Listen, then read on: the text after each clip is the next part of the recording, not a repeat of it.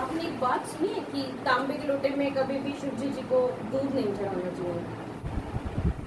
वो basically displacement reaction है। तांबे में रखने के बाद, और एक बात ये भी सुनी होगी, अचार कभी भी स्टील के कंटेनर में नहीं रखना चाहिए। उसके लिए कंच के कंटेनर्स अलग आते हैं, और कंच के कंटेनर्स या प्लास्टिक भी चल जाएगा, लेकिन इसमें नहीं होना चाहिए, स्टील में नहीं होना चाहिए। वो जब भी कोई ऐसी खट्टी चीज होती है, जैसे मिल्क में लैक्टिक एसिड होता है, वो नेचर उसमें खट्टे केमिकल्स का होता है, तो कॉपर के साथ एसिड रिएक्ट करता है, ठीक है।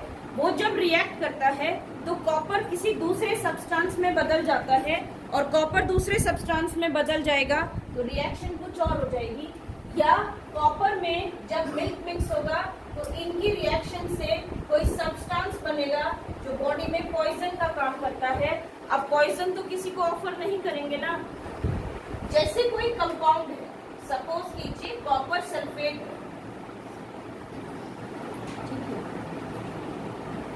दो बच्चे कहीं बैठे हैं, एक सपोज कीजिए ए और एक सपोज कीजिए बी। कोई बच्चा सपोज बी यहां से आए और बी को उसकी जगह से हटाकर यहां बैठ जाए, दैट इज डिस्प्लेसमेंट रिएक्शन। पहले एक एग्जांपल के थ्रू समझेंगे, फिर डिफाइन करेंगे। कॉपर सल्फेट भी ऐसा ही एक कंडीशन है जहां पे दो आयन्स हैं, एक पॉजिटिव और एक नेगेटिव, ठीक है। इनके आसपास कोई डी नाम का बच्चा मींस आयरन इनके आसपास से निकलता है। When iron goes near copper sulfate, it displaces copper, ये कॉपर को उसकी जगह से हटा देता है। तो कॉपर हटा तो बॉन्ड किसका बनेगा, आयरन और sulphate. Iron joins with sulphate, अब आयरन की वैलेंसी +2 और सल्फेट की वैलेंसी -2। ये नहीं है कि ये 1:1 रेशियो में है तो ये भी 1:1 ज्वाइन करेगा। आयरन जब सल्फेट से ज्वाइन करेगा तो अपनी कंडीशन के अकॉर्डिंग ज्वाइन करेगा। आयरन की वैलेंसी कितनी, +2, सल्फेट की कितनी, -2। They will join to form FeSO4, और जो कॉपर यहां से रिमूव हुआ वो अलग हो जाएगा। This type of reaction where one element, ये एलिमेंट था, ये कंपाउंड है, इस कंपाउंड में एक एलिमेंट है, एक एलिमेंट बी है। When an element displaces other element from its compound is called a displacement reaction. इसमें एक चीज डिस्प्लेस हुई है तो सिंगल डिस्प्लेसमेंट। इसका मतलब कोई ऐसी भी होगी जहां पर कितनी चीजें डिस्प्लेस होती होंगी, दो, उनको कहते हैं डबल डिस्प्लेसमेंट। तो पहले we'll study single displacement reaction, then we'll go for double displacement reaction. अब single displacement को define कैसे करूंगी, when in a reaction an element displaces, एक एलिमेंट दूसरे एलिमेंट को उसके घर में से डिस्प्लेस करता है, then it is called a single displacement reaction. When an element displaces another element, element और कंपाउंड में क्या किसी को कोई डाउट है कि एलिमेंट क्या और कंपाउंड क्या? सिंगल टाइप का एटम, सिंगल टाइप का एटम एलिमेंट, दो या दो से ज्यादा तरह के एटम्स हैं, तब उसको क्या कहा जाता है? उसमें कॉपर एक एलिमेंट है, सल्फर एक एलिमेंट है, ऑक्सीजन एक एलिमेंट है, ठीक है। एक एलिमेंट जो कहलाता है, उसने दूसरे एक एलिमेंट को डिस्प्लेस कर दिया उसकी कंपाउंड में से, that is called a single displacement reaction. When an element displaces another element from its compound, it is called a single displacement reaction.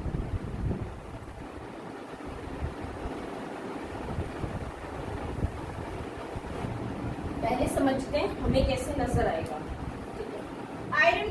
gray. All the metals are gray in color except two. Gold, copper.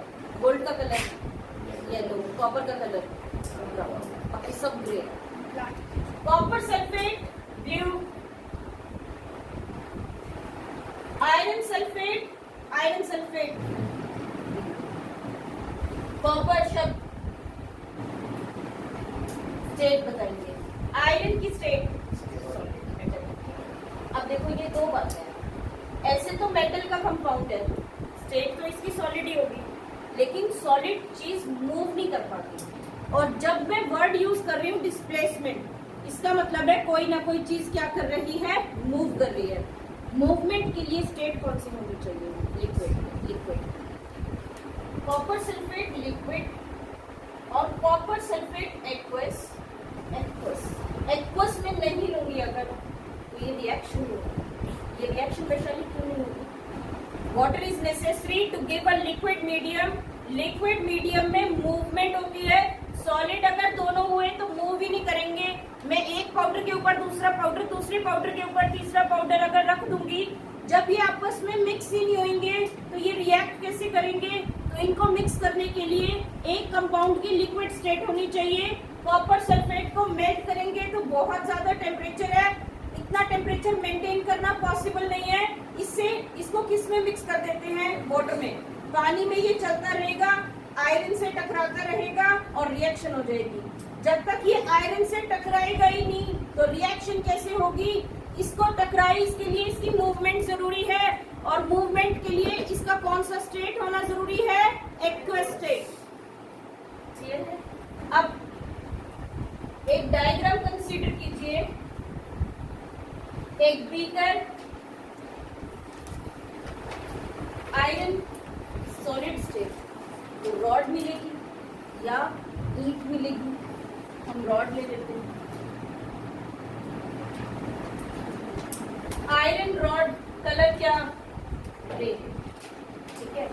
Displaced in copper sulphate colour क्या? Blue. Blue colour copper sulphate में इसको dip किया. ये condition.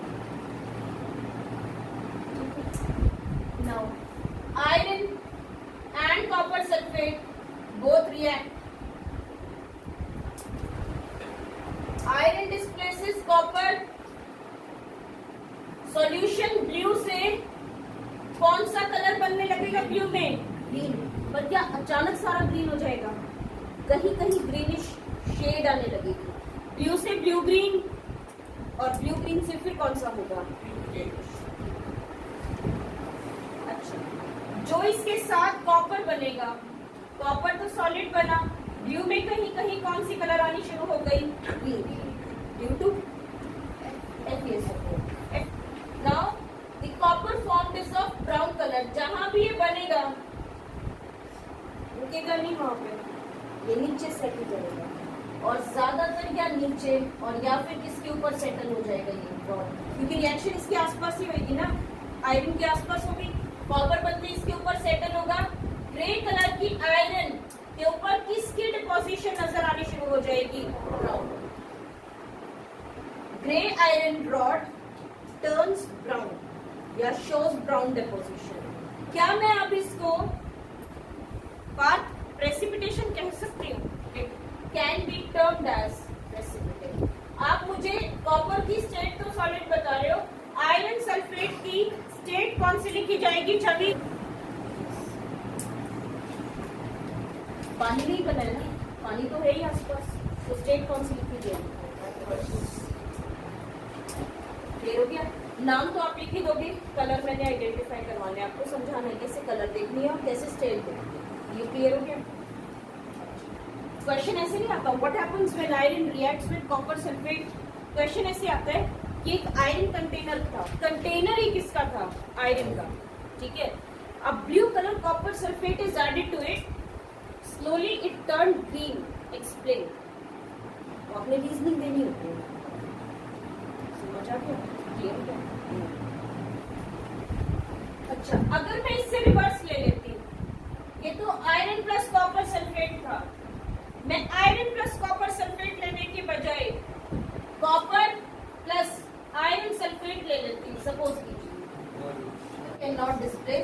आएगा। अब जैसे ये element इसको डिस्प्लेस करेगा, ठीक है, अगर इसके बस की होता तो डिस्प्लेस ही नहीं होता, ठीक है। ये डी बी को तब डिस्प्लेस कर पाएगा, बच्चा भी तो ऐसा होना चाहिए जो लगे हाँ इसको डिस्प्लेस कर दे। यू नहीं हो कि कोई भी कमजोर सा बच्चा जाके कहते तू हट अपनी सीट पे से, मैं बैठूंगा, सुनेगा ही नहीं कोई, ठीक है। तो आपको कैसे पता चलेगा बच्चा ताकतवर है, दूसरे बच्चे को हटा पाएगा या नहीं हटा पाएगा? क्वेश्चन ये है, हर कोई हर किसी को नहीं हटा पाता, कौन किसको हटा पाएगा ये हमें पता चलता है एक सीरीज से। अब सीरीज लिखेंगे, सीरीज पहले लर्न करेंगे। Please Charles,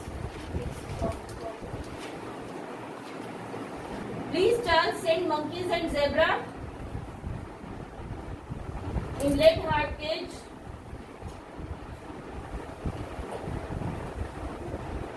made up of copper, silver, gold.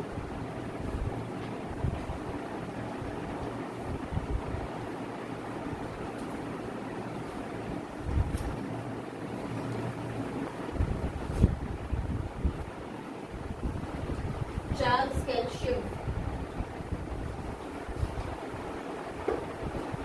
send sodium,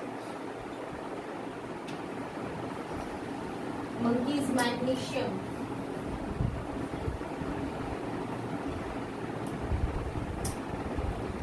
and aluminium, Z zinc, in iron, lead, H, मैं यहाँ लिख रही इसके नीचे मार हाइड्रोजन,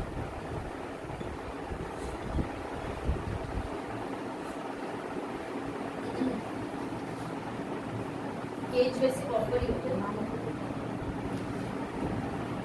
कॉपर, मेड, मर्करी,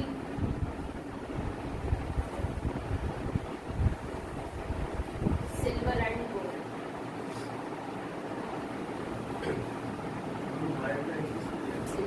लास्ट वीक होगी एक्टिविटी लिस्ट होती है ना, जो ऊपर है वो तो नीचे हटा देंगे और जो नीचे हैं वो ऊपर वालों को हटा। ऊपर से नीचे आना आसान है पर नीचे से ऊपर जाना मुश्किल है, समझ गए?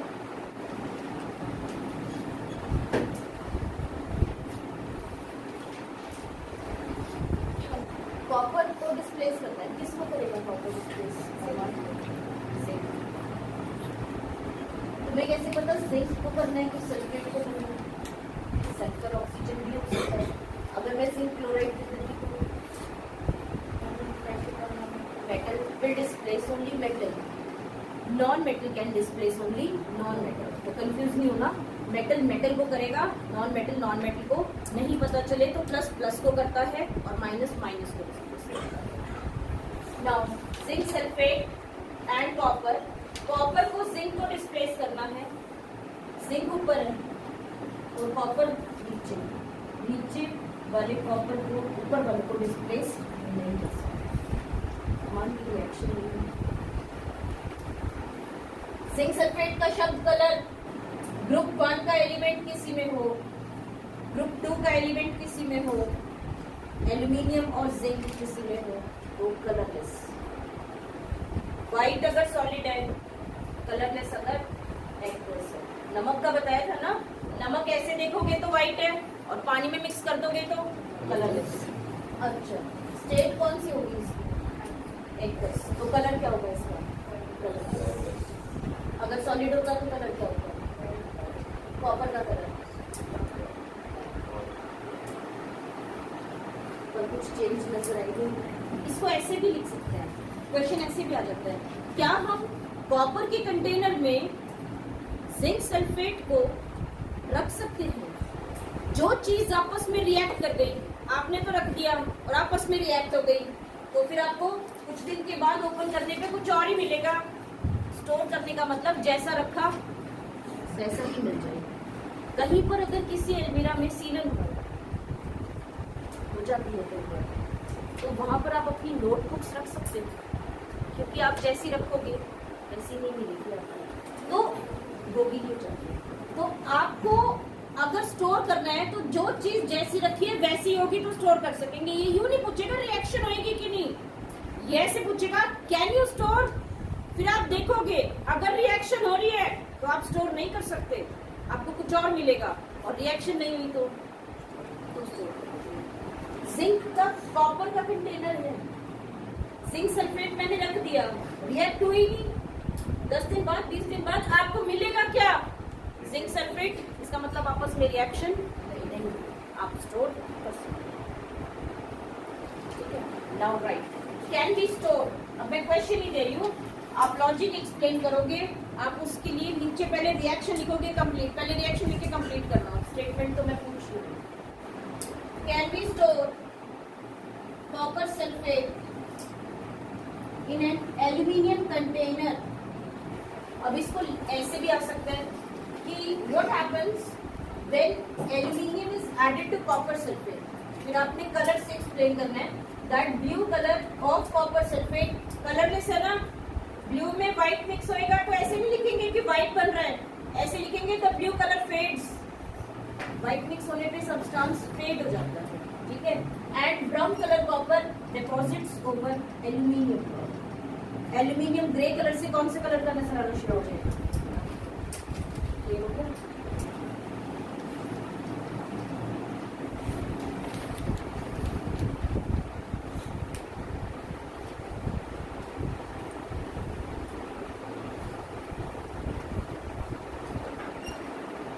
दोनों ही कंपाउंड्स, सपोज कीजिए कि कॉपर सल्फेट और आयरन क्लोराइड दोनों कंपाउंड्स हैं, फिर ये एक्सचेंज होते हैं, मतलब अगर आयरन कॉपर को डिस्प्लेस करके सल्फेट से ज्वाइन कर रहा है तो कॉपर भी आयरन को डिस्प्लेस करके किससे ज्वाइन कर रहा है, क्लोरीन से, दोनों एक दूसरे को डिस्प्लेस कर रहे हैं। आयरन में कहूँ कॉपर को हटा दिया बेटा इसने, ये तो सल्फेट से जुड़ गया, फिर जब ये यहाँ से जाकर सल्फेट से ज्वाइन करेगा तो कॉपर भी किससे ज्वाइन कर जाएगा, क्लोराइड से। अब इसको मैं ये नहीं कहूंगी one element displaces other element from its compound, इसको मैं कहूंगी आयंस। ये जब ये कंपाउंड में प्रेजेंट है तो ये +2 चार्ज है, इसके ऊपर कौन सा चार्ज है, -2, ये भी आयन है एटम नहीं, और ये भी आयन है। ठीक है, कॉपर क्लोराइड में भी कॉपर एक आयन है, क्लोराइड भी एक आयन है, तो मैं ये भी नहीं कह सकती एलिमेंट डिस्प्लेसेस या एक्सचेंजेस, मैं ये कहती हूँ आयन एक्सचेंजेस। आयरन और कॉपर दोनों आयन हैं, दोनों ने एक दूसरे को एक्सचेंज कर लिया in the compound in aqueous solution. Aqueous क्यों जरूरी है, मूवमेंट, ठीक है, लिखेंगे define when those reactions in which ions exchange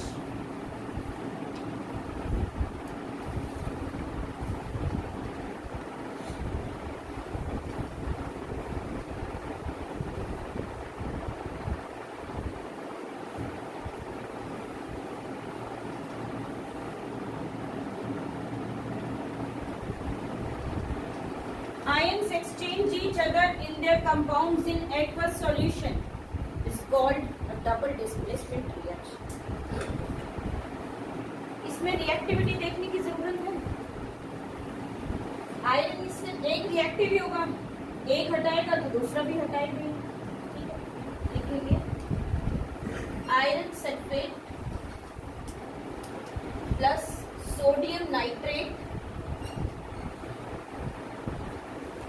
Now see the condition aqueous की liquid, aqueous की solid। अगर मैं इसको aqueous लिखती हूँ, पानी होना जरूरी है, एक में भी aqueous कंडीशन है, तो जैसे ही दोनों को मिक्स करूंगी दोनों में क्या आ जाएगा, वाटर। अगर मैं इसको aqueous लेती हूँ और इसको सॉलिड लेती हूँ, काम हो जाएगा, ये पानी में है, नमक को पानी में मिक्स कर रखना है, मैंने कोई और नमक मिक्स कर दिया तो उस नमक को पानी कहाँ से मिलेगा, इस वाले में जो पहले से, तो दोनों में से एक एक्वस है तो भी काम चल जाएगा। ये सॉलिड ये एक्वस होता तो मिक्स करने के बाद दोनों में ही पानी होता आसपास, दोनों एक्वस होते तो भी काम चल जाता, बट एक कोई ना कोई कौन सी कंडीशन में होना चाहिए। Now write down the product formula according to the ratio बनेगा। आयरन और नाइट्रेट को ज्वाइन करोगे तो सोडियम वाली रेशियो में ज्वाइन नहीं होगा, अपनी रेशियो में ज्वाइन होगा।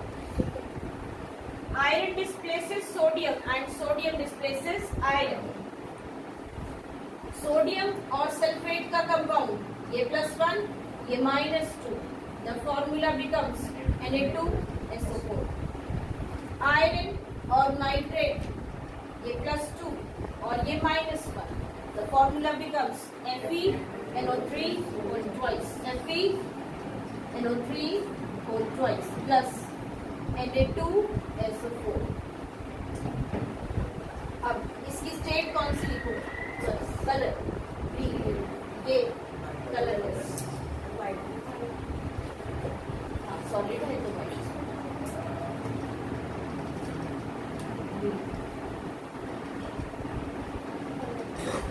अब दोनों में एक्वस नहीं आएगा, दोनों वाटर में ही बने हैं, बट एक पानी में घुल जाता है, एक नहीं, ये घुल जाता है, ये नहीं। प्रेसिपिटेट लिख सकते हैं, पानी में बनाना घुल नहीं रहा था तो कहाँ बैठ जाएगा, तो फिर हम इसके लिए वर्ड क्या लिख सकते हैं?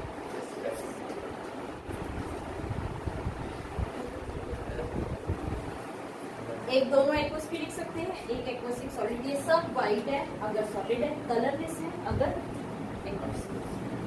क्लियर है ये?